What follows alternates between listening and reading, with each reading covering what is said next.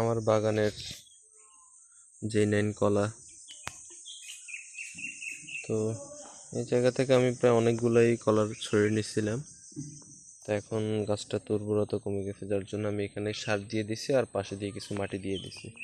এই যে ছড়া এখন একটু পরিমাণে ছোট আসতেছে, যার জন্য ওই যে গাছের গোড়ায় পর্যাপ্ত পরিমাণে রাসায়নিক সার, নতুন মাটি আর কিছু মানে নতুন চারা আমি এখান থেকে তুলে অন্য জায়গায় নিয়ে লাগাইছি।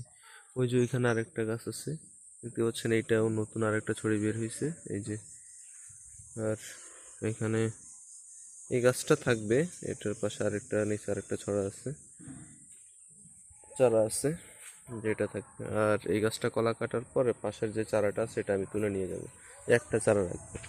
তো আপনার এখানে যত কম চারা রাখবেন তত কলার ছড়া বড় হবে। এটা আমার ফল বাগানের যে নাইন কলা।